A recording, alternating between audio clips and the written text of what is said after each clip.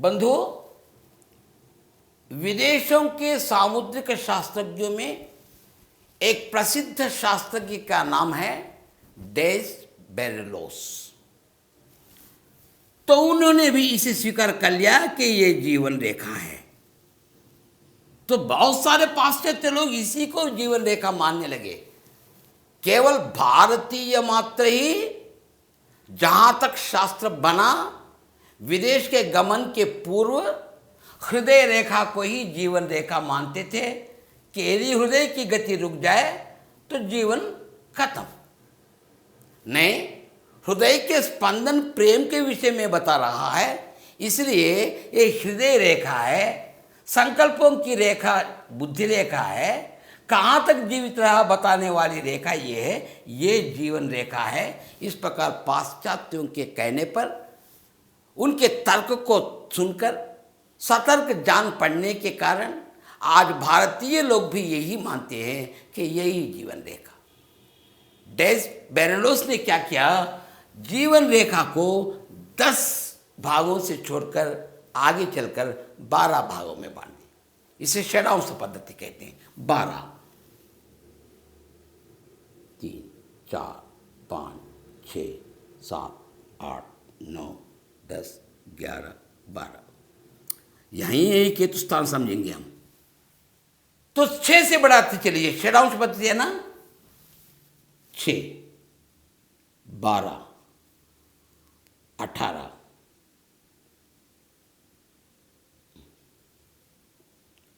24, 30, 36, 42, 48,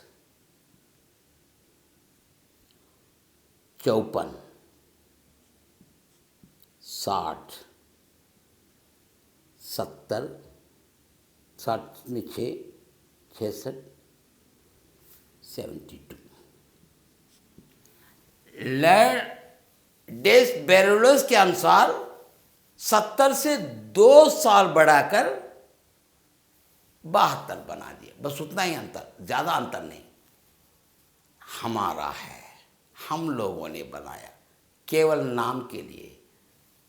बस पद्धति में कोई षडांश पद्धति बोलने लगे, कोई चतुर्थ पद्धति बोलने लगे, चतुरांश पद्धति चौथा भाग बोलने लगे, कोई 10 भाग कितने किए तो क्या, बहुत सारे समय तक, बहुत सहस्राब्दियों तक सामुद्रिक शास्त्र 70 तक ही अधिक से अधिक समय समझते थे, मगर आयु 70, 72 तक सीमित न होकर 100 साल तक जीने का आचार्यों को उन लोगों ने भी विश्वास किया। जरा आगे चलकर इसमें भी अंतर आ गया। यानी बेनहॉम की पद्धति, डेस बेरेलोस की पद्धति, जर्मेन की पद्धति, जिस किसी के बारे में पढ़ेंगे 70, 72 के अवधि तक ही चलती रही।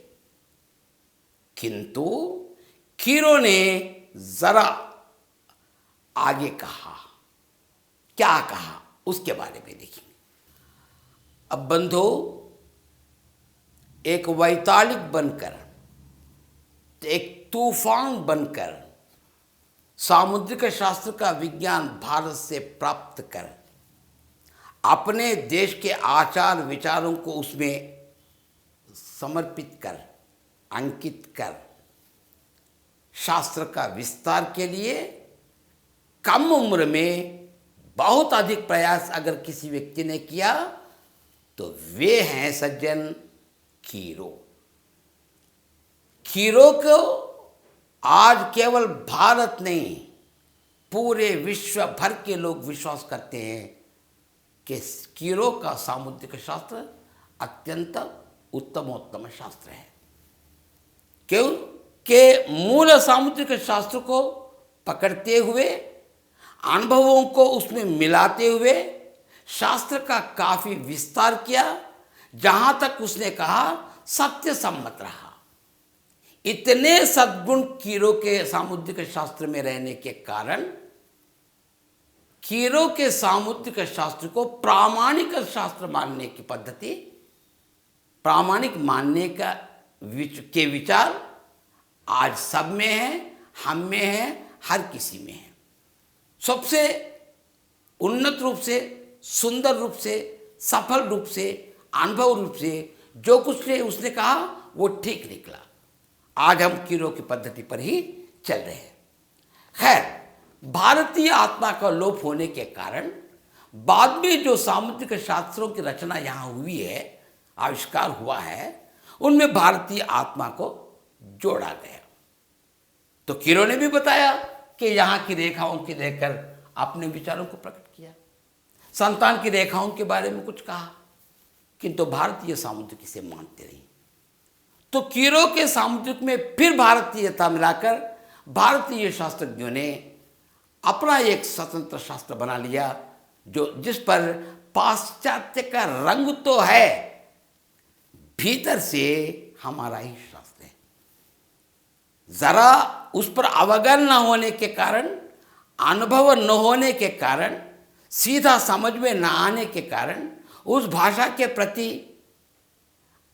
यानी हमारा व्यवहार न होने के कारण, संस्कृत पर हमारा यानी बुद्धि ही न जाने के कारण, संस्कृत एक मृत भाषा समझने के कारण वो कड़वी समझने जाने लगी।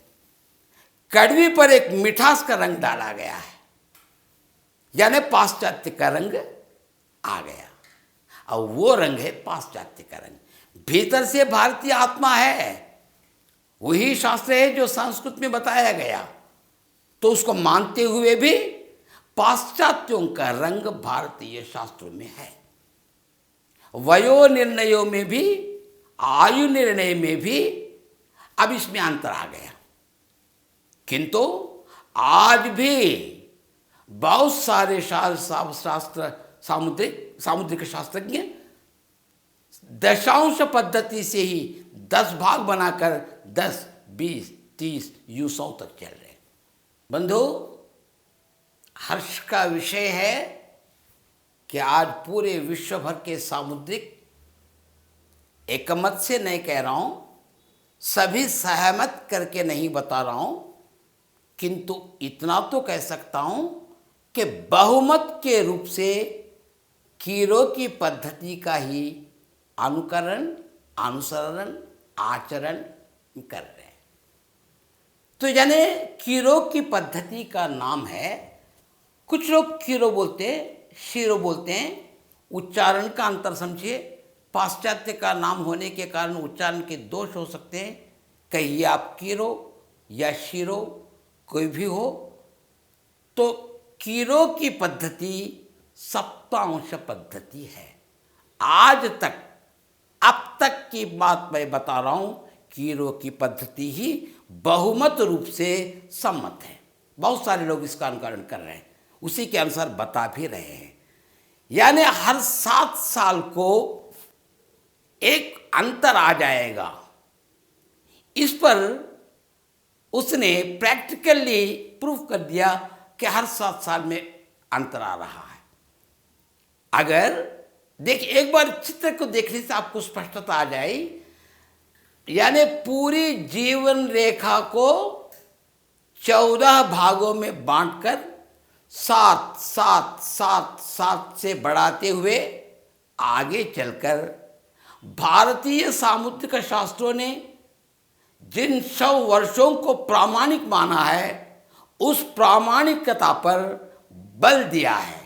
इसलिए भारतीय लोग भी सामुद्रिक कीरो के सप्तांश पद्धति को स्वीकार कर रहे हैं। उस पद्धति पर एक बार दृष्टिपात कीजिए, पूर्ण रूप से कीजिए। 7, 7 बढ़ाते हुए केतु स्थान तक 100 साल कैसे बना रहे हैं। 14 भागों में बांटेंगे, 98 तक जा रहा है, उसमें 2 मिलाकर उसने 100 बना दिया। तो उसको आज प्रामाणिक, मान्य, मानक आयु प्रमाण मानते हैं, वयो निर्णय मानते हैं। एक बार दृष्टिपात